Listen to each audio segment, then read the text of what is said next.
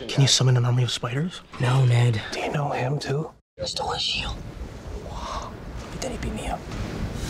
He's Spider-Man, Spider-Man, doing whatever a spider can. All right, contractually, I have to do this every time we talk about Spider-Man.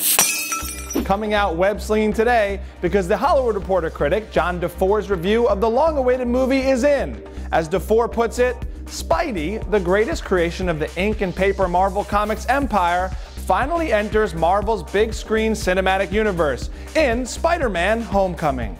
The previous Spider-Man movies, of course, were Columbia Pictures offerings with no Marvel Studios overlap, much like the X-Men franchise, which is controlled by 20th Century Fox. So how did the Columbia and Marvel Studios Homecoming team-up turn out?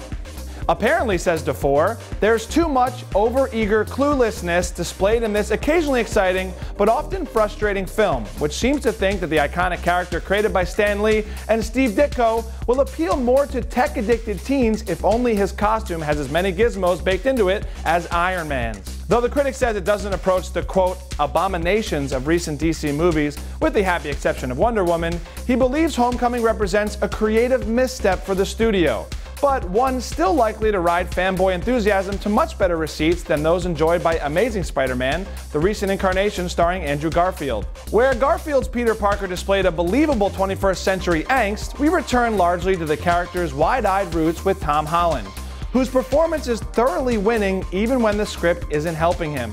The movie kicks off with Holland's Peter expecting to join the Avengers following the events of Captain America's Civil War. Instead, he's given something like the brush off by Robert Downey Jr.'s Tony Stark, who gives him a multi-million-dollar outfit full of electronics, makes his flunky Happy Hogan, played by Jon Favreau, Peter's point guy, and essentially says, "Don't call us, we'll call you." Man, can I relate. I've been waiting every day for Tony Stark to call me so I can fight crime in between news segments. I'm ready, Tony! Okay. In his review, DeFore says there is plenty the movie gets right, including Peter's quotidian academic life, his swooning over the pretty upperclassman Liz, the mockery he gets from Flash, and the withering commentary of scene stealer Michelle. DeFore goes on to say that the movie does enjoy sustained success in the sequence for which it is named.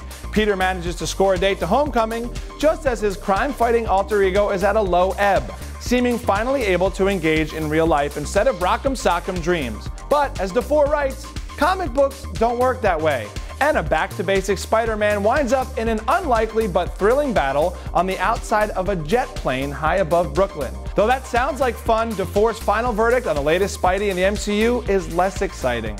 Satisfying from its Day of the Dance prelude all the way to its fiery, cathartic conclusion, this sequence hints at the film Homecoming might have been.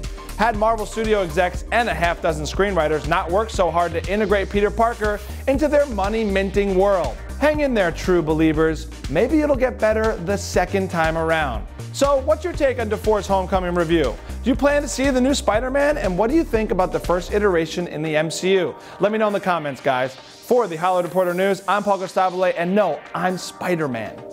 I had to do it. Bye, guys.